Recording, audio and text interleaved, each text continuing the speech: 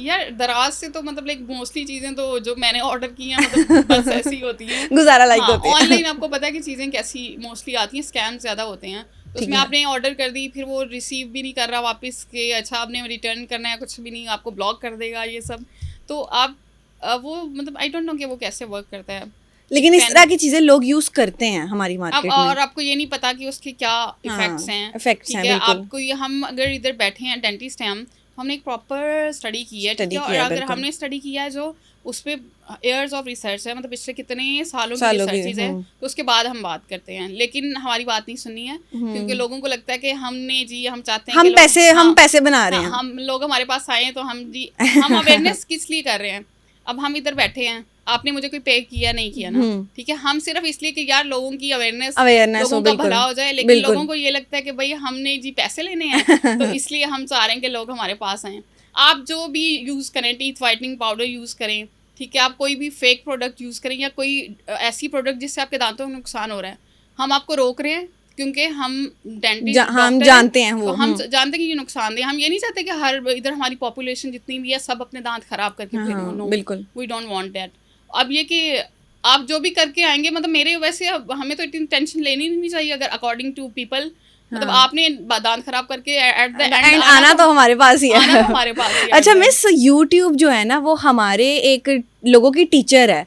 YouTube से वो सारा कुछ देखते हैं, सारा कुछ करते हैं। तो यूट्यूब पे बहुत टोटके और बहुत नुस्खे हैं दांतों को वाइटनिंग करने के, जी, दांत साफ करने के, जिसमें सबसे ज़्यादा जो देखा जाता है वो है कि आपने ब्रश के ऊपर बेकिंग सोडा डालना है, ये बेकिंग पाउडर डालना है, उसके ऊपर आपने लेमन निचोड़ के तो वो अपने दांतों पे यूज़ करना है, और बहुत लोग ये करते हैं। अच्छा मुझे ये बताएँ कि एक तो लेमन, ठीक हम्म। है?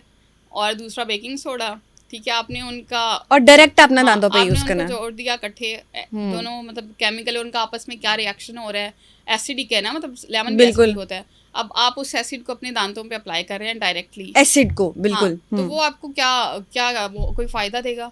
हम्म। तो हमारे लोग मतलब यूट्यूब से देख के वो अप्लाई करना शुरू कर इतने देते हैं। सेंसिटिव होते हैं दांत की, डेंटिनल ट्यूब्यूल्स होती हैं उसमें, मतलब माइक्रो स्ट्रक्चर्स होते हैं बिल्कुल। जिनको ये डैमेज कर देगा, और आपको मतलब इनिशियली तो आपको पता भी नहीं चलेगा, और बाद ठीक में है। जी स्केलिंग कराने कभी आ जाएगा कोई हमारे पास, तो जब से स्केलिंग कराई है तब से अच्छा कीड़ा भी लग गया है, तब से हाँ। इस दांत में भी दर्द होने लग गई, तब से उस दांत में भी, ऐसा नहीं होता है।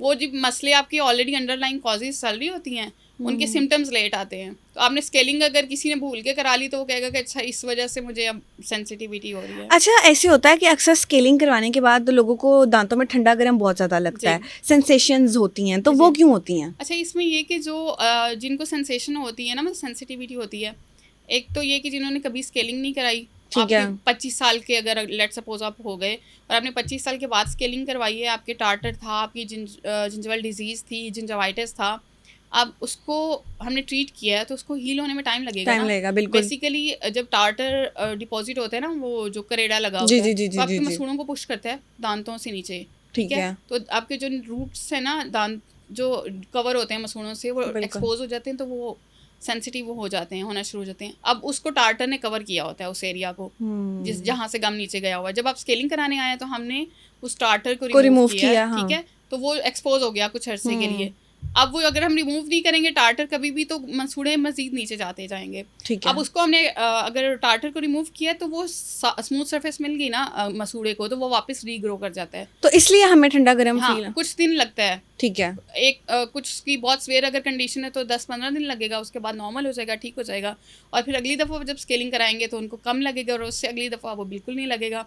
ठीक लाइक है। मैं अगर हर 6 महीने बाद स्केलिंग कराती हूँ अपनी, ठीक है, हम्म। तो मुझे नहीं होती सेंसिटिविटी, मतलब इवन के स्केलिंग के फ़ौरन बाद मैं खाना खा लेती हूँ, मुझे फील भी नहीं होता।